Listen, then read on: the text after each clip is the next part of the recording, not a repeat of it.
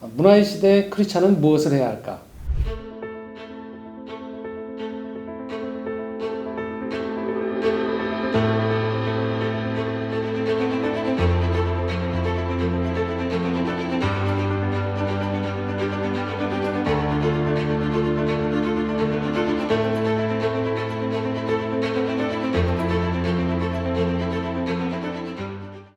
네, 오늘도 네 번째 시간입니다. 저희가 기독교 문화에 대한 기독교적 관점으로 이 문화에 대한 이야기를 했는데 결국 맨 마지막 지점에 이 이야기를 안 다룰 수가 없을 것 같아요. 어떻게 문화를 갖고 가면서 창조해야 될 것인가에 대한 이야기를 해야 될 것 같아요. 그리고 저희가 이 이야기를 나누기 전에 빼놓을 수 없는 건 결국 우리 스스로가 네. 지금의 이런 기독교 문화 또 복음에 대한 것들을 문화로 접목하는 과정에는 빼놓을 수 없는 게 영향을 받았던 것들이 있기 때문이었겠죠. 네. 뭐 예를 들면 저 같은 경우는 크게 두 가지 정도 얘기할 수 있을 것 같아요. 기독교 문화 안에서 CCM이라고 하는 컨템포러리 크리스천 뮤직이라는 기독교 음악과 그리고 신앙 서적들, 책이 저한테 굉장히 영향을 많이 줬었어요. 더 구체적으로 말씀. 그러니까 예를 들면 제가 이제 90년대 학번으로서 그때가 한참 CCM이 막 맞아요. 그렇죠. 쏟아지고 있을 때였거든요. 놀랐어요, 저는. 네. 내가 그냥 새로운 세계가 열렸다. 네, 뭐 이런. 우리가 일반 얘기하는 교회 음악이 아닌 음악만 듣과 이분법적인 게 아니고 충분히 이 CCM만 가지고도 이 CCM을 통해서 내 희노애락을 표현할 수도 있고 하나님께 더 가까이 나갈 수 있으면서도 일상 안에 여러 가지 것들을 공유할 수 있는 것들이 있을 수 있구나 해서 정말 저는 CCM 콘서트 정말 많이 따라다녔어요. 네. 오는 지역마다 찾아다니고 막 집회도 가고 정말 많이 영향을 받았고 네. 신앙 서적 같은 경우도 설교집도 정말 많이 읽었어요. 우와, 고등학생 때부터. 고등학교 때요? 네. 그때 목회자의 꿈을 가지고 아니요, 계셨군요. 전혀 아니었어요. 근데도 그런 복음에 대한 갈증이 있어서 목사님 설교집부터 간증집도 읽고요. 네. 뭐 영성에 대한 책, 문화에 대한 책, 열정이 대단하시네요. 여러 가지 책들을 정말 많이 읽었는데요. 그 내공이 오늘날에 뭐 내공까지라고 이야기 좀 쑥스럽고요. 근데 정말 많은 것들이 저로 하여금 복음의 언어가 단순히 예배당 안에 갇혀 있는 것이 아니고 또 내가 고민하는 영역에 있어서 얼마나 하나님의 이 복음이 성육신으로 내려오셔서 나에게 피가 되고 살이 될 수 있는지를 경험을 했었거든요. 네. 그렇기 때문에 저는 이 문화의 중요성이 정말 놓치면 안 되는 아주 중요한 컨텐츠이고 네. 복음의 통로라고 저는 생각해요. 감독님은 혹시 근데 사실 저는 약간 좀 제 의지하고는 상관없이 저는 저희 아버님이 좀 이제 연극계에 좀 하는 획을 그었다고 평가받으시는 그런 문화예술인이시는데 빨간 피터의 고백이라는 모노 드라마를 좀 새롭게 이제 우리나라에 소개하고 그걸로 인해서 굉장히 큰 그 문화적인 아이콘이 되셨었거든요. 근데 아버님은 물론 하나님 믿지 않으셨어요. 그런데 그럼에도 불구하고 이 컨텐츠가 이 공연이 어떻게 사회적으로 어떤 선한 영향력을 미칠 수 있을까를 늘 고민하셔서 그거에 대한 모든 관심사, 그러니까 상업성보다도 그래서 늘 그거를 추구하셔서 그냥 좀 이렇게 가랑비에 옷 젖듯이 이렇게 제가 보고 배운 것도 있었고요. 그래서 제가 사실 연예인으로서 삶이 저한테는 이제 충만함이 없었어요. 예, 그래서 저도 좀 아버님을 이제 예술인으로서 동경하면서 자랐기 때문에 저도 뭔가 지금 이제 사실은 앤디 크라우치 책을 읽고서 이제 저에게 문화 창조자라는 이 워딩이 좀 확 박혔는데 제 갈망이 문화 창조자였던 것 같아요. 근데 그 워딩을 제가 정리하지 못했죠. 그래서 나는 왜 이렇게 연예인의 삶에 만족할 수 없을까 그랬는데 배우로서의 삶, 연기자의 삶에. 근데 제가 갈망했던 게 문화 창조자였던 것 같아요. 이렇게 좀 아버님처럼. 그러고 나서 제가 이제 전향을 하고 네. 영화 감독이 되고자 해서 대학원에서 공부를 하면서 저에게 가장 큰 영향을 준 어떤 예술가가 있었는데요. 다르덴 감독이라고 벨기에 다르덴 형제 감독이라는 네. 연출자인데 깐네에서 황금종려상을 가장 많이 받았던 감독으로 이제 기록되고 있고요. 지금 요번에 전주영화제 때문에 또 서울에 온다고 들었는데 그의 작품에 보면 이제 아들이라는 작품이 있어요. 그리고 그 외에 많은 작품들도 이 분들은 사실 다큐멘터리를 만들었던 감독들이에요. 단수로 할게요. 감독이에요. 그래서 사회적인 어떤 문제, 프로블럼들을 아주 팩트로, 네. 다큐멘터리로 아주 다큐멘터리라는 작업은 몇 년이 걸릴 수도 있고 오랫동안 현미경 들여다보듯이 이 문제를 관찰하고 쫓아다니고 그것을 기록으로 남기는 어떤 그런 장르잖아요. 그걸 통해서 극영화로 전향을 한 분들이기 때문에 영화에 굉장히 영화계의 혁신을 일으켰어요. 네. 그러니까 그들이 찍는 영화는 굉장히 살아있고 굉장히 리얼하고 배우들도 뭐 그렇게 많은 유명한 배우들이 나오지 않음에도 불구하고 막 진짜 옆에서 막 벌어지는 일처럼 현장감이 있는 그러니까 우리가 일반적으로 알고 있는 헐리우드 영화가 좀 다른 거죠. 네, 굉장히 다르죠. 블록버스터 영화 막 여름에 팝콘 먹어서 먹는 영화는 좀 다른 거죠. 네네네, 다르죠. 예, 그러면서 굉장히 생생한 정말 다큐멘터리를 보듯이 극영화를 볼 수 있는 그런 장르를 개척했는데 이 감독의 영화 중에 아들이란 영화를 보면 결국 용서에 대한 메시지예요. 자기 아들을 죽인 그 청소년, 촉법소년이나 마찬가지죠. 그 청소년을 나중에 그 갱생센터에서 목공을 가르치는 일을 우연히 맡게 됩니다. 네. 이 사람의 그 직업이 이제 목공 기술자여서. 근데 그걸 나중에 알게 되죠. 자기 아들을 죽인 아들, 이제 청소년이라는 걸. 그래서 이제 그에게 집착을 하게 됩니다. 그래서 계속 마음속으로 왜 우리 아들을 죽였을까? 쟤는 누굴까? 도대체 쟤의 정체는 뭘까? 쟤는 어떻게 자랐을까? 이런 것이 일종의 인간적인 관심으로 확장이 되죠.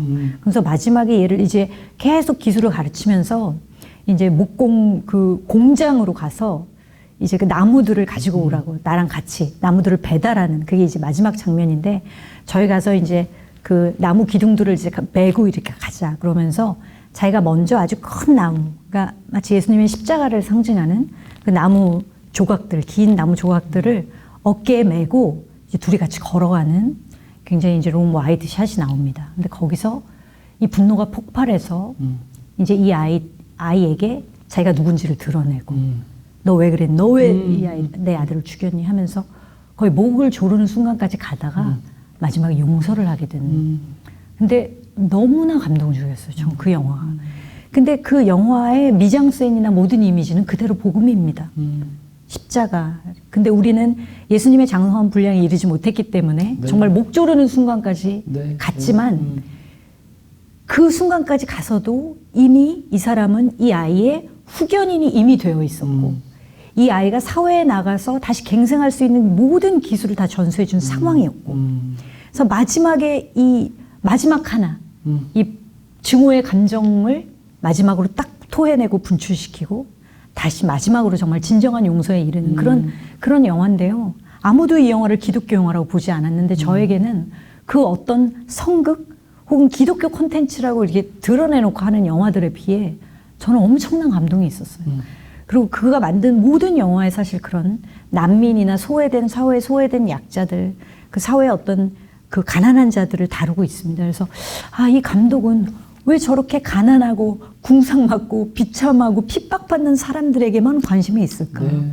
근데 이제 막 찾아봤어요. 근데 그가 크리스찬이라는 어떤 증거는 발견하지 못했지만 이제 하나님이 주신 어떤 은사가 그에게 있어서 그가 관심의 대상은 이제 그런 사람들인 거죠. 그래서 저는 그 감독을 보고 나도 이런 영화를 만들고 싶다. 이렇게 하나님의 고통이 서려 있는 그곳에 네. 그들을 조명하는 어떤 영화들을 만들고 싶다라는 그때 첫 꿈을 이제 꾸게 된 계기가 됐어요. 저희가 바로 그래서 제가 이 필름 포럼 영화관이 네. 예술 영화관이죠. 그렇죠. 기독교 다르된 예술 영화. 형제 감독의 영화를 올리는 그런 상업 영화는 영화들이 아니니까. 저희 필름 포럼에서 상영할 때 네네. 많은 분들이 자꾸 그래서 그 질문을 하세요. 아니 기독교 영화관이라고 하는데 왜 기독교 영화만 안 트세요? 라고 하는데 이야기한 대로 이런 예술 영화들 안에서 네. 우리 신앙적 관점에서 놓치면 안 될 영화들을 저희가 선정해서 네. 보통의 멀티플렉스 영화들은 금방금방 내리거든요. 근데 저희는 이걸 좀 장기간 상영을 하죠. 그렇죠. 상영하고 또 우리가 흔히 말하는 감독님 너무 잘하시는 저는 필름 포럼 매니아가 됐습니다. 영화적 체험이라고 하죠. 네. 왜 우리가 왜 스마트폰으로 보고 집에서 VOD로 보면 보다가 자꾸 화장실 가고 가스불 끄고 계속 왔다 갔다 하면서 몰입이 안 되는데 네. 영화관에서 보면 이게 어둠 속에 들어가서 갇혀요. 네. 도망도 못 가. 네. 그 가운데서 이 영화를 보는 몰입 체험. 가운데에서 그렇죠. 그래서 감독이 의도하는 보통 감독님들은 처음 만드실 때 영화관에서 보는 걸 염두에 두시고 만드시잖아요. 네. 그렇기 때문에 그 안에서 온전히 영화 속에 그 이야기들에 내가 같이 참여하게 되는 경험들이 있는 것 같아요. 네. 아무래도 맞아요. 스마트폰으로 보면 거리를 두는 네. 좀 쿨한 성격이지만 영화관 안에서 보면 이게 핫해지잖아요. 네. 깊이 몰입하는 가운데에서 보기 때문에 네. 우리가 일상에서 경험하는 것들이 흔히 이야기할 때 맞아요 틀려요로 이 구분이 안 되어지는 회색지대거나 조금 더 공감하거나 소리를 들어야 될 사건들이나 이야기들이 많은데도 불구하고 우리는 너무 그것들을 소위 요즘 말하는 입장이 미리 정해진 가운데에서 거기서 전해주는 반복되는 이야기만 듣는 거죠. 그러다 보니까 사회적 갈등도 심해지고 네. 세대 간의 갈등도 심해지고 그쵸. 자꾸 서로 각자의 독백만 하고 있는 것 같아요. 네. 그러다 보니까 저희 필름 포럼에서 이 영화관에서 하는 가장 중요한 역할 중에 하나 바로 감독님이 말씀하셨던 그런 예술 영화들 네. 또 기독교 영화들 또 계속 상영하면서 네. 저도 지금도 기억이 나는 게 처음에는 저는 좀 부끄러운 고백 중에 하나는 필름 포럼 영화관 대표로 와서 처음에 봤을 때 어떤 때는 기독교 콘텐츠들이 기독교 정말 기독교 네. 영화들 기독교 작품들이 어떤 때는 일반 세상의 눈으로 봤을 때 약간 좀 덜 재미있거나 만듦새가 좀 떨어지는 경우도 있어서 영화관 대표를 하기 전에는 저런 걸 왜 만드나 했었어요. 근데 어느 날 제가 감동을 했었던 게 지방에 계신 어떤 선생님이 학생부 아이들을 데리고 여기까지 일부러 오셨더라고요. 네. 그래서 이 영화를 단체 관람을 하시는 장면을 보면서 아 맞다. 우리가 교회 안에서 할 수 있는 것들도 있지만 네. 그래도 영화관에 와서 진지하게 여기까지 오고 그렇죠. 예. 불을 끄고 그 영화를 감상하는 가운데 그 이야기를 들으면 네. 아 그냥 교훈적인 논리적인 이야기를 하는 것과는 또 다른 차원에서의 네. 그런 이야기들에 대한 경험이 달라지겠구나 하고 실제 네. 주중에 저희 필름 포럼에 있어 보면 그런 경험들을 네. 자주 해요. 네. 많은 사람들이 영화를 보기 전과 보고 난 후에 대화를 나눠보면 그 사람의 이야기에 깊이 들어가기 때문에 네. 대화를 다루는 방식 자체가 달라지는 경험들을 하기 때문에 네. 그래서 저희도 이제 얘기한 네. 대로 기독교 영화도 오래 상영하고 예술 영화도 잘 우리 신앙적 관점에서 크리스찬들도 세상을 바라보는 눈이 열렸으면 하고 네. 또 일반 아직 신앙을 갖지 않은 분들도 소비 사회 속에서 그냥 한 가지 관점으로만 영화 보고 나면 질문이 뻔하잖아요. 재밌어. 만 그렇죠. 얘기하는데 예. 사실은 많은 세상의 이야기들은 재밌어로만 판단할 수 없는 이야기들이 너무 많잖아요. 그렇죠. 그 경험들을 할 수 있는 공간, 시간들을 마련하기 위해서 저희도 필름 포럼에서 일을 하고 있죠. 저는 되게 재밌는 상상을 했던 게 사실 예수님이 어느 자리에서 그게 어떤 공간이라고 치면 어떤 야외에서 혹은 산 중턱에서 이제 네. 바닷가에서 사람들을 모아놓고 얘기를 하시는 그 체험. 그럼 사람들이 거기 예수님이 이야기하실 때 너무 그 상황에 몰입돼서 예, 정말 시간과 장소를 잊어버리고 그 상황에 몰입되는 체험. 이게 이야기의 힘이거든요.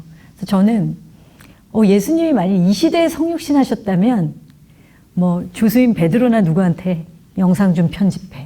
그래서 재밌는 상상이네요. 영화를 네, 가지고 네, 네. 한 15분짜리 영화를 보여준 다음에 이걸로 또 설명을 하실 수도 있겠다. 사실은 본질은 스토리텔링이라는 본질은 똑같거든요. 그리고 거기에 은유, 메타포라는 본질도 똑같아요. 그리고 이 지금 말씀하신 체험, 저희가 극장에서 할 수 있는 어떤 체험이 있잖아요. 그 몰입도. 그래서 저는 사실 제가 말씀드린 아까 다르덴 감독 영화나 네. 아니면 제가 필름 포럼에 자주 가서 보는 영화들 보면서 어떤 감동을 주는 복음적인 가치가 있던 영화들을 보면 이게 예배 아닌가라는 생각이 저는 들어요. 거기서 그렇죠. 눈물을 흘리면서 하나님이 세상을 이렇게 역사하시고 글로 따지면 행간의 의미를 읽으면서 이 사람의 입장과 저 사람의 입장, 그러니까 획일화된 것이 아니라 이 정말 세상과 하나님 창조하신 인간의 그런 여러 다단한 면을 보면서 거기에 또 울려 퍼지는 어떤 복음의 가치들. 정말 가랑비에 옷 젖듯이 그 진리가 이렇게 스며들고 녹아드는, 그러면서 눈물을 나게 만드는 그런 영화들을 볼 때마다 그냥 저는 그게 저한테는 예배예요. 물론 주일에 드린 예배가 가장 중요하지만 어떤 또 다른 예배의 형태로 저는 이제 느껴지는 거죠.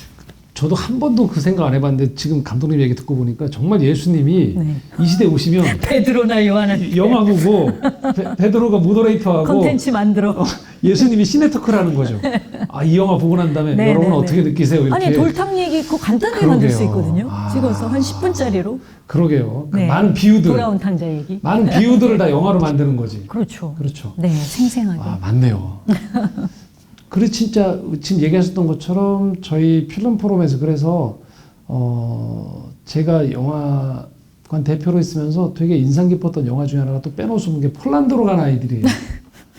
그런 통일에 대한 이야기를, 통일과 어떤 이 문제에 네. 대한 남북에 대한 이야기들, 이 숙제들을 가지고 있는 굉장히 무거운 주제인데 소위 말하는 어느 진영의 논리에 사로잡히지 않고, 그럼에도 불구하고 다양한 입장에 있는 분들이 이 탈북자, 세터민들의 이야기들, 또 과연 우리는 통일에 대한 눈을 어떻게 볼 수 있는가에 대해서 전혀 다른 문법으로, 예술의 문법으로, 그러면서도 신앙을 가진 분들은 이 영화를 보면서 상처 입은 치유자의 마음을 품을 수도 있고, 네. 아직 신앙을 갖지 않은 분들 입장에 봤을 때도 이 안에 흐르고 있는 복음의 메시지를 강요받지 않으면서도 충분히 네. 고민할 수 있는 너무 많은 주제를 던지는 영화잖아요.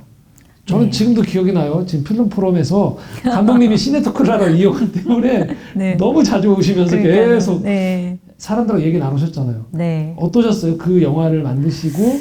그 영화를 만들고 나서 이제 너무 많은 열매를 하나님 주셨는데, 사실은 아주 짧게 간증을 하자면은 이 영화를 만들게 된 것도 제가 소재를 구하는 기도를 드리고, 그거에 대한 하나님의 응답으로 소재를 찾게 하셨고, 그래도 못 보신 분들이 계실 테니까 짧게 말씀드리면, 그 한국 전쟁 당시에 이제 10만 명의 전쟁고아들이 생겼는데, 그 중에서 북한 전쟁고아들이 이제 여러 가지 사회주의 동맹국들로 흩어졌을 때 그 중에서 가장 많은 수가 폴란드로 갔는데, 이 폴란드가 사회주의 국가긴 했지만 그게 억지로 소련의 위성국이 된 나라였잖아요. 근데 이 북한 전쟁고아들을 맡아서 양육했던 선생님들은 아주 독실한 사실 신앙인들이었고, 예수 그리스도의 신앙을, 십자가 신앙을 가지고 있는 분들이었고, 이제 이분들이 본인이 겪은 2차 대전의 아픔, 전쟁고아였거나 가족을 잃은 그 비참한 아픔으로 인해 상처 입은 치유자가 되어서 우리 북한 전쟁고아들을 마마파빠라고 부르게 하고, 이 아이들을 부모의 사랑으로 품고 다시 돌려보낸 이야기거든요. 근데 이제 이 소재를 하나님이 주셨고, 네. 제가 이제 아티스트가 되기 이전에 예배자가 되어라라는 마음을 주셔서, 사실 그 만드는 과정은 굉장히 혹독한 훈련이었어요. 그래서 제가 제 어떤 재능을 다 내려놓고 네. 하나님과 독대하면서 예배드리면서 하나님으로부터 받는 어떤 마음들, 그 네. 인사이트를 가지고 작품을 이제 만드는 훈련을 하셨고요. 그래서 저는 정말 감히 이렇게 말씀드릴 수 있는 게, 이 작품은 하나님과 공동 창작했다. 근데 이런 작품이 이제 세상에 나오니까 뭐 세상적인 상업적인 화려한 성공을 거둔 건 아니지만, 네. 그래도 독립 저예산 영화로서 좀 빛나는 성공을 했었고, 이 안에 가장 중요한 건 하나님의 나라가 심긴다는 걸 제가 그때 깨달았어요. 그래서 어떤 크리스천이티, 기독교 세계관이 그냥 세계관을 어떻게 갖다가 그냥 작품에 대해 심은 게 아니라, 네. 그렇게 자의적인 게 아니라 그냥 하나님이 직접 이것을 운영해 나가시고 하나님 나라가 심기니까 되게 많은 일들이 일어나서 저는 너무나 놀라운, 그러니까 오히려 제가 네. 구경꾼처럼. 그래서 이 작품이 가는 곳마다 뭐 말씀드렸듯이 통일에 대한 생각이 없어진 그런 청년들이 통일을 왜 해야 되는지에 대한 이유를 깨달았다부터 시작해서 그 진짜 개인적인 상처까지도 치유되는 그런 일들이 막 일어나고, 진영 논리가 막 되게 분열이 심했는데도 각 진영에서 동등한 입장으로 언론들도 조명을 해주고, 각 진영에서 보고 거의 똑같은 평가가 나오는 그런 이제 신기한 일들도 일어났고요. 심지어 일본까지 하셨잖아요. 네, 작년에는 이제 일본에 가서, 사실 러시아 우크라이나 전쟁이 일어나는 바람에 원래 예상했던 것보다 훨씬 더 와이드 릴리즈가 됐죠. 그래서 30개 도시에 이제 극장에서 이제 작년에 상영을 하게 하시고, 심지어 코로나 때문에 저는 못 갔어요. 그러니까 제가 알게 된 게, 와, 하나님은 정말 돌들을 들어서도 사용하시는 것처럼 저 없이도 이 영화를 그냥 사용하시는구나, 손에 들어서, 이런 생각을 하게 됐는데, 그때 사실 굉장히 제일 중요한 거는 기도했을 때 하나님 주셨던 키워드가 있었어요. 왜냐하면 이건 기독교 컨텐츠가 아니에요. 네. 하나님 얘기, 예수님 얘기, 십자가 얘기가 전혀 나오지 않습니다. 그럼에도 불구하고 상처 입은 치유자라는 그 힌트를 주시고, 이 워딩, 키워드 열쇠말로 상처의 연대, 상처가 사랑이 되다, 이런 열쇠말들을 주셔서 이것을 홍보 마케팅에 녹여내게 하시고, 근데 정말 신기했던 경험은 믿지 않는 세상 사람들이 이 단어에 훨씬 더 민감하게 반응하더라는 것이죠. 상처 입은 치유자로 오신 예수님을 형상화한 거고, 그 예수님을 폴란드 선생님들이 이제 드러내고 계시고, 그래서 이 복음이 녹아든 영화인데, 그런 워딩에 사람들이 반응하는 것을 보고 깜짝 놀랐어요. 그래서 저는 그때 굉장히 중요한 예술가로서의 교훈을 얻었던 것은 하나님이 주시는 인사이트, 물론 하나님과 동역해야 한다는 것, 우리 창조자들이 혼자서 갈 수 있는 길이 아니라는 것, 그리고 십자가에 혹독한 훈련이 있다는 것, 그 과정에서. 근데 하나님 주시는 이제 인사이트가 네. 세상과 복음을 연결하는 아이디어도 주신다. 그리고 그 아이디어를 가지고 이걸 세상에 전했을 때 하나님 나라가 확장되는 어떤 치유되고 눈물 흘리고 생각이 바뀌고 성찰이 일어나고 하는 것들을 제가 목격하게 되더라는 거죠. 그래서 이건 저는 예술가로서 정말 중요한 경험이었습니다. 저는 정말 이 얘기가 중요하다고 생각하는 건 많은 예술가들이 창조의 근원 대신 하나님으로부터 이걸 이 관계를 유지하지 않다 보니까 네. 창작의 고통을 네. 다른 방식으로 채우려고 하잖아요. 약물이라든지 네. 다른 방식으로 계속 이것들을 대체하려고 하다 보니까 창작을 해 나가면 할수록 치유가 되어지고 온전해지는 방식이 아니고 분열되어지고 파괴되어지고 네. 그런 경험들을 주변에서도 종종 보기 때문에 저는 감독님이 얘기하셨던 이 인사이트들 예술에 대한 태도가 정말 중요하다고 생각하고요. 네. 더불어서 이야기한 대로 점점 저도 옆에서 지켜보면서 많이 감독님하고 여러 가지 일들을 같이 하지만 점점 지경이 확장되어지고 아주 구체화되어지고 아주 그런 부분에 있어서 누구보다도 대중문화를 경험하셨고 그 안에 계셨고 지금도 이제 계신 진행형이시면서도 동시에 이 선교적 삶으로 또 깊이 남편 우리 이석준 배우님 대표님과 함께 또 최근에도 또 일을 하셨잖아요. 1월 달에 네. 대학로에서 네. 스크루테이프라는 C.S. 루이스의 그렇죠. 연극을 만드셨고 네. 정말 반응이 뜨거웠죠. 사실 이 공연은 사실 이제 남편이 더 할 말이 많을 텐데요. 남편의 이제 간증이 녹아든 작품이기도 한데, 그러니까 저희 남편은 이제 어느 날부터 C.S. 루이스를 엄청 파기 시작하는 거예요. 그래서 저도 이제 옆에서 같이 파면서 책을 읽으면서 아, C.S. 루이스가 했던 작업이 어떤 것이었구나라는 걸 좀 알게 되고, 물론 팀 켈러 목사님도 이제 거의 동일선상에서 이제 비슷한 어떤 접점이 계시지만, 이 C.S. 루이스는 이제 기독교 문학의 어떤 지평을 또 열었는데, 본인이 어렸을 때 심취했던 신화적인 세계, 혹은 마법적인 세계, 어떤 스토리텔링의 세계. 근데 이게 어떻게 보면 기독교에서 좀 당시에는 금기시되었던, 뭐 그리스 로마 신화, 그러니까 막 튀어나오질 않나, 책에. 그리고 어떤 마법적인 어떤 그런 요소들이 나오질 않나. 그런 것들을, 다 그냥, 뭐라 그럴까요? 이제 크리스천이 된 이후로, 원래 극렬한 무신론자였잖아요. 그래서 유신론자가 된 이후로 그것들을 다 가지치기 하고 그런 것이 아니라 네. 그걸 오히려 세상과 복음을 연결하는 어떤 재료로 삼았다는 것.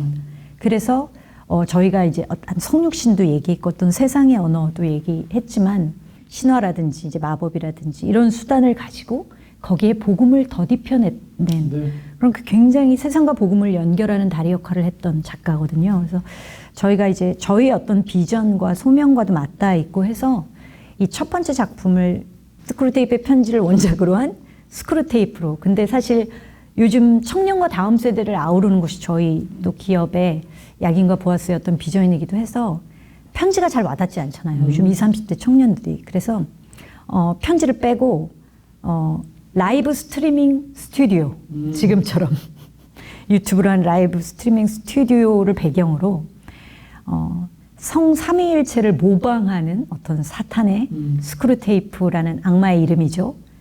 3명의 악마가 등장합니다. 1명은 여자, 2명은 남자.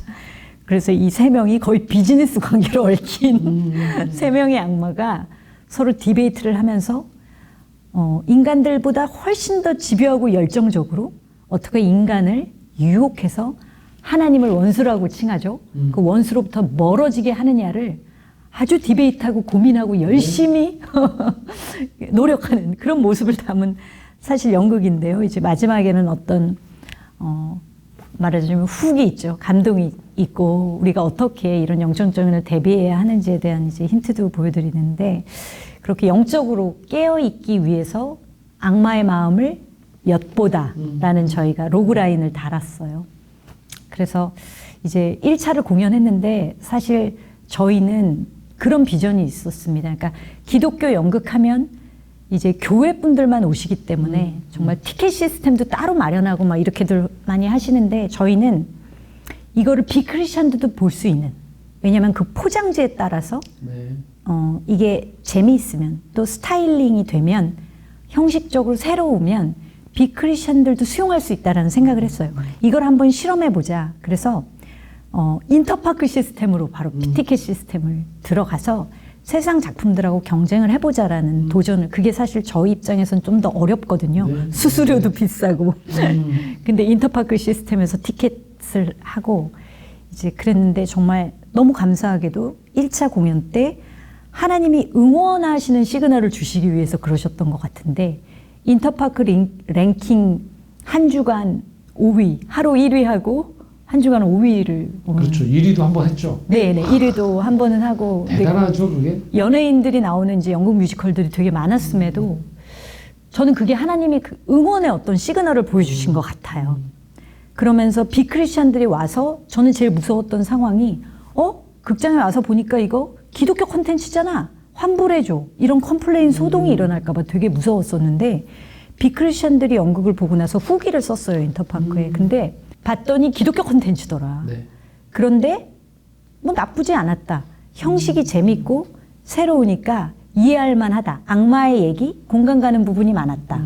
이런 평들이 올라와서 저희는 확신을 얻었죠. 그래서 저희가 이제 하려는 작업들이 우리는 이렇게 경계에 서서 기독교 콘텐츠지만 비기독교인을 수용할 수 있는 콘텐츠를 만들고, 그다음 또 하나는 비기독교 콘텐츠를 만드는데 세상의 언어로 복음을 녹여내는, 폴란드로 간 아이들처럼 그런 작품들을 만들어야겠다. 이렇게 해서 두 가지 파트로 지금 그 비전을 세워놓고 이제 작품 개발을 하고 있습니다. 전 정말 중요하다고 생각하는 건 이렇게 전문가들이 잘 만든 콘텐츠들이 기독교적 신앙의 마음을 품고, 또 그동안 이석준 대표님도 우리 이 뮤지컬계에서 쌓였던 내공과 모든 것들이, 저도 1차 때 스크루테이프 연극 봤을 때 정말 기존에 하셨던 모든 역량을 다 집결되는 에너지가 녹여져 있구나라는 것들이 막 느껴졌어요.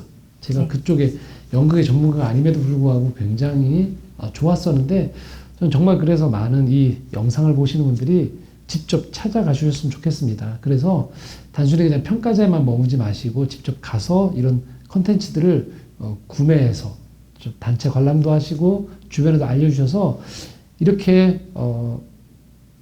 금세 반응이 오지 않을 수 있는 어려운 선택을 하셔서 이 길을 걸어가시는 분들이 이런 컨텐츠들이 나왔을 때 한 마음으로, 선교적인 마음으로도, 물론 그 자체 컨텐츠 자체의 재미와 또 감동도 분명히 보장이 되니까 함께 가셔서 보는 것들이 선교에 동참하신 것이다라는 것들을 좀 잊지 않으셨으면 좋겠고요. 그런 면에서 보면 저는 두 가지가 같이 가야 된다고 생각해요. 하나는 여전히 개 교회 안에서도 직접 예전에 우리가 문학의 밤처럼 컨텐츠를 만들고 서로 그걸 직접 경험하는 문화적 직접적인 경험도 필요하고요. 더불어서 지금 유튜브라든지 OTT 서비스나 여러 가지 것들 속에서 사람들의 문화적인 이 눈이 굉장히 높아져 있거든요. 근데 마냥 우리가 만든 거니까 우리끼리 안에서만이 아닌 실제 이 세상의 문화와 겨루었을 때에도 동등하거나 더 퀄리티가 좋은 작품들이 나왔을 때 적극적으로 그냥 어쩌다 시간이 되면 갈 게가 아니고 우리가 먼 타국에 가 선교하는 거 못지않게 직접 이런 문화 현장에 사역자들이 만들었던 컨텐츠들을 찾아주시고 알려주시고 함께 이것들을 만들어가면 결국은 교회 안에 있는, 또는 이 비전을 가졌던 많은 선한 영향력에 대한 꿈을 꾸고 있는 크리스찬들이 다시 여기에 또 참여하게 되는 거죠. 네, 문화 창조자들이 많아지는 거죠. 그렇죠. 점점. 계속 그래서 수가 늘어나고 다양한 방식의 이야기들이 만들어져서 하나의 기독교 문화 생태계가 또 형성이 될 수 있는 아주 중요한, 사실 지금은 기독교 문화가 굉장히 어려운 시기거든요. 네. 워낙 코로나를 지나면서 교회 출석조차도 어려워지는 시기이다 보니까 더 움츠러들고 위축되기 쉬워요. 네. 근데 이럴 때일수록 저희가 이렇게 좋은 컨텐츠들 또 행사들에 교회들이 연합으로 또는 성도들이 함께 참여해서 우선순위의 문제가 아닌 것 같아요. 네. 총체적으로 예배와 또 이런 문화가 함께 가는, 그래야지 결국은 우리가 전하려고 하는 이 복음이 결국은 어떻게 닿는 게 중요한 거지 누가 옳으냐 맞냐의 문제는 아닌 것 같고, 맞습니다. 누군가의 그 방법을 통해서, 누군가 예배를 통해서 또 누군가는 문화 현장을 통해서 다시 예배로 들어오고 예배를 경험했던 사람이 문화 현장에 가서 경험하면서 삶의 자리로 들어가고 이런 계속적인 생태계가 만들어지는 것들이 아주 중요하기 때문에 저는 직접 만드는 것도 중요하고요. 하지만 소비자가 되네요. 소비자가 되어져서 참여해 주는 것도 정말 중요하기 때문에 네. 이 스크루테이프도 기억해 주시면 좋겠어요. 네. 그리고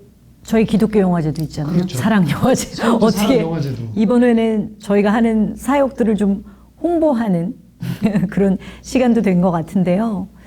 지금 저희 이 목사님과 제가 함께하는 사랑 영화제, 국제 사랑 영화제가 또 언제 열리죠? 9월 14일부터 해서 또 일주일간 저희가 열리게 되고요. 네. 이대 삼성홀에서 저희가 개막식하고 필름 포럼에서 아까 얘기했던 그런 좋은 영화들을 저희가 함께 만들어냅니다. 1년에 한 번씩 하고 있고요. 그래서 저희가 저희 필름 포럼으로 치면 영화제도 하고 있고 필름 포럼 영화 또 여러분들 한번 보시면 다양한 아카데미 강좌들도 있고요. 그래서 여러 가지 것들이 연결이 되어 있으니까요.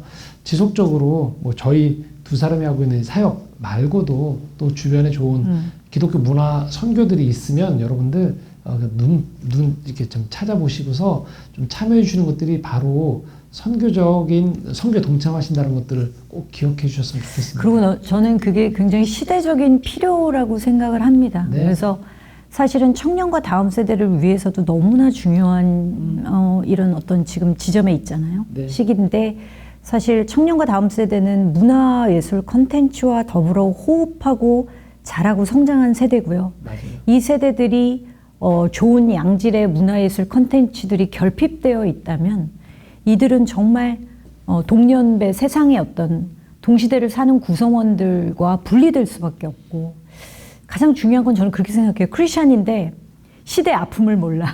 네. 인류가 처한 위기와 고통이 무엇인지 몰라. 교회 안에만 있기 때문에.